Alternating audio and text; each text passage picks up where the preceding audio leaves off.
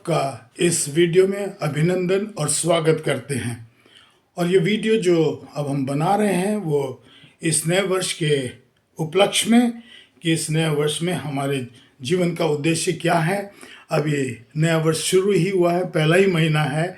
हम we are not too late, लेकिन हम इस साल हमारे जीवन का उद्देश्य क्या क्या होना चाहिए उसके बारे में हम लोग बातचीत करेंगे। देखिए, कुछ लोग शायद सोचते होंगे कि ये नया वर्ष तो आ गया है, लेकिन 2025 वर्ष चला गया है। अब सब अफसोस है कि हम ये नहीं कर पाए, वो नहीं कर पाए, और वो कहते हैं कि हमारा जीवन थोड़ा निराश में।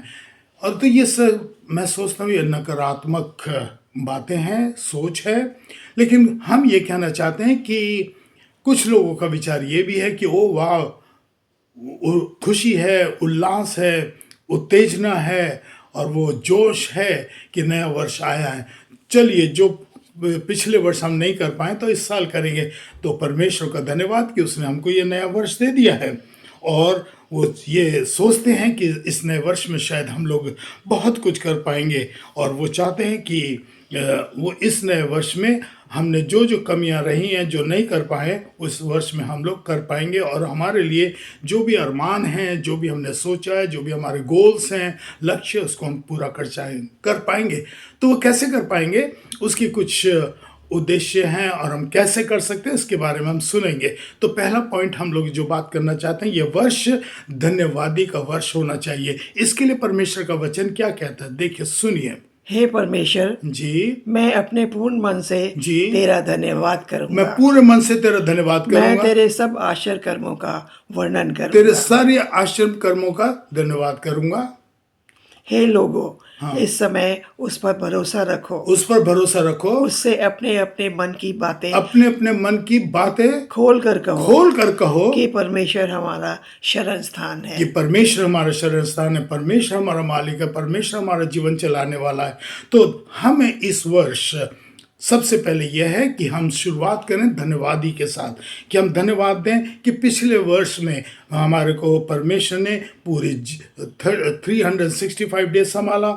हमारे बच्चों को, हमारे जीवन को, हमारे परिवार को, हमारी नौकरी को, हमारे बच्चों की शादी ब्याह हुए, हमारे बच्चों ने पढ़ाई लिखाई अच्छी तरह से करी, हमारा समय बहुत अच्छे से बीता, हम बीमारियों से दूर रहे, अस्पतालों के जीवन से दूर रहे, कोर्ट कचहरियों से दूर रहे, दुर्घटनाओं से दूर रहे, अच्छा स्वास्थ्य रहा, रोटी कपड़ा मकान जो हमारी मौलिक आवश्यकता है उसको पूर्ति करता चला गया।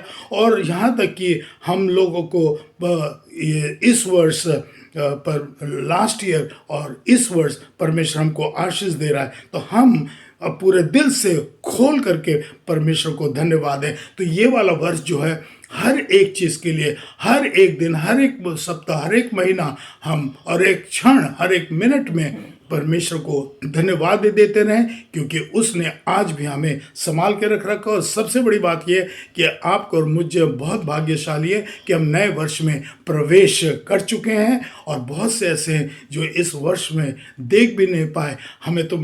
हम दोनों को मालूम है कि इवन 31 ऑफ 2025 में मिडनाइट में कुछ लोग इस संसार से चले गए, लेकिन हम परमेश्वर का धन्यवाद देंगे कि आज भी हम इस वर्ष में प्रवेश करके और परमेश्वर हमको लेकर के चल रहा है। दूसरी बात आज हम लोग देखना चाहेंगे अपने जीवन के उद्देश्य इस नए वर्ष में, कि हमें भलाई तथा अच्छाई का वर्ष होना चाहिए। कि हम इसके बारे में परमेश्वर का वचन क्या कहता है, देखिए, सुनिए।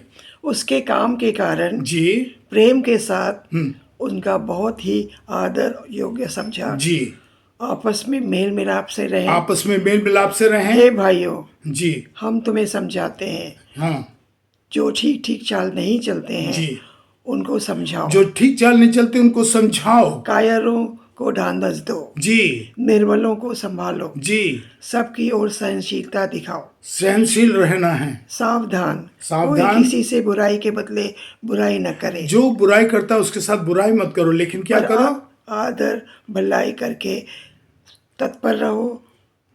आपस में एक दूसरे से प्रेम करो जी। और भलाई की चेष्टा करो। और भलाई की चेष्टा करो। अगर आपके साथ कोई बुरा करता है तो उसके साथ भलाई करो। ये आसान बात नहीं है मेरे प्रियो, ये बहुत मुश्किल बात है कि कोई हमारे लिए बुराई करे और हम उसके लिए भलाई करें। लेकिन परमेश्वर भी कहता है अगर तुम्हारे पे एक गाल पे चपत मारते है तो तुम दूसरा दे दो। कहने का मतलब ये है कि हम जल्दी से विरोध ना करें, हम लोगों की भलाई करें। इस वर्ष हमारे लिए प्रेम मोहब्बत का होना चाहिए, मेल मिलाप का होना चाहिए, एक दूसरे को आदर सम्मान देना चाहिए। हमें इस साल हमें बुराई से दूर रहना चाहिए, एक दूसरे के नफरत ना करें। अगर कोई बुराई कर रहा तो उसको समझाएं। और ये इस वर्ष में जो बेसहारा है, जो कमज़ोर हैं और जो गरीब हैं उनकी सेवा की भावना रखें। और हम ये भी चाहते हैं कि हमारे में इस साल सहनशीलता होनी चाहिए। हम लोग सेवा की भावना और रखें और यहाँ एक दूसरे को प्रेम करें। देखिए इस साल और लास्ट ईयर हमारे में बहुत देश में और विदेश में भी मार काट, धर्म की विरोध में कितने लोगों की हत्या हो गई। मेरे प्रियो, इस वर्ष हम लोग ऐसा ना करें, क्योंकि ये वर्ष जो हमें मिला है एक ऐसा वर्ष मिला आशीष का कि हम लोग मार काट या धर्म के उपलक्ष्य में किसी के साथ बुराई ना करें मगर भलाई करें। तो ये वर्ष हमारे लिए क्या होना चाहिए? भलाई का और दूसरों के लिए अच्छाई करें। अगर हम लोग नहीं करते हैं तो हमें ये वर्ष नहीं मिलना चाहिए। आज हम आपसे यही कहेंगे इस वर्ष में हमारे जीवन में परिवर्तन हो, अच्छाई और भलाई का। तीसरी बात हम लोग देखना चाहेंगे कि हमें आज्ञाकारी होना चाहिए। हे मेरे पुत्रों, पिता की शिक्षा सुनो, पिता की शिक्षा सुनो और समझ प्राप्त करने में मन लगाओ। समझ में मन लगाओ। We must try to understand what is the reality। आगे पढ़ें, देखिए क्या कहता है परमेश्वर का वचन। हे मेरे पुत्र, मेरी बात सुनकर ग्रहण कर ले, तब तू बहुत वर्ष तक जीवित रहेगा। अगर तू ग्रहण करेगा तो तू जीवित रहेगा। देखिए परमेश्वर कह रहा है मेरी आज्ञाओं का पालन करो। मैंने तुमसे कहा है जो मैं तुमसे कहता हूं अगर तुम पूरा करोगे तो तुम बहुत वर्ष तक जीवित रहोगे। परमेश्वर हमें जीवन देगा और परमेश्वर हमको अच्छा जीवन देगा, अच्छा स्वास्थ्य देगा और सब कुछ अच्छाई करेगा और भलाई करेगा अगर हम उसकी आज्ञाओं का पालन करेंगे। आगे सुने तो और क्या कहता है परमेश्वर का वचन। परंतु जो मेरी सुनेगा वो निडर बसा रहेगा, वो निडर बिना खटके के बसा रहेगा, बेखटके सुख से रहेगा, और वो बेखटके सुख से रहेगा। देखिए कितनी बड़ी बात है, हमें परमेश्वर के आज्ञाओं का पालन करना चाहिए। परमेश्वर तो कहता है अपने माँ बाप का आदर करो, बड़ों का आदर करो। इस संसार में होते होते हम आदर करेंगे अपने माँ बाप का तो वचन ये कहता है तुम बहुत वर्षों तक जीवित रहोगे। तो इस साल मेरे प्रियो हमारी सलाह यही है, परमेश्वर की आज्ञाओं को मानो। परमेश्वर ने बहुत छोटी छोटी आज्ञा दे रखे। झूठ मत बोलो, चोरी मत करो, हत्या मत करो, विरोध मत करो, एक दूसरे से प्रेम करो। ये इतनी छोटी छोटी आज्ञाएं, उसको अच्छी तरह से इस साल हम लोग पालन करें तो हम लोग बहुत समय तक सुखी रह सकते हैं, निडर रह सकते हैं और सुख के साथ रहेंगे। इसलिए संकल्प करें कि इस वर्ष हम लोग अपने माँ बाप का बच्चे पालन करेंगे और परमेश्वर की आज्ञाओं का पालन करेंगे। और चौथा पॉइंट हम बात करना चाहते हैं और वो ये है कि नई सृष्टि या नयापन ये हमारे लिए वर्ष होना चाहिए। उसके लिए वचन क्या कहता है? इसलिए यदि कोई मसीह में है, अगर जो कोई परमेश्वर में है तो वो नई सृष्टि है। पुरानी बातें बीत गई और देखो सब बातें नई हो गई। हमें कहते नहीं है मुर्दों को खोदने से क्या फायदा, कुछ नहीं मिलेगा। पुरानी बातें बीत गए, जो हो गया सो हो गया। लेकिन अब इस नए वर्ष में हम सब कुछ नयापन करेंगे। अगर एक दूसरे से नफरत करते हैं, नफरत करना छोड़ दीजिए। अगर हम एक दूसरे प्रेम नहीं करते, प्रेम करना शुरू कर दीजिए। अगर हम अच्छे काम नहीं करते, भलाई के काम नहीं करते, इस वर्ष हमको करना चाहिए। हमें किसी के लिए दोष नहीं निकालना चाहिए, हमारे को किसी के लिए बुराई ना सोचे ना बुराई करें, क्योंकि अगर हम ये सब करते हैं तो शायद परमेश्वर इन चीज़ों से खुश नहीं होगा। इसलिए नयापन क्या है? नयापन ये है कि हम अपने जीवन को परिवर्तन करें और नफरत से हम दूर रहें और एक दूसरे प्रेम करें।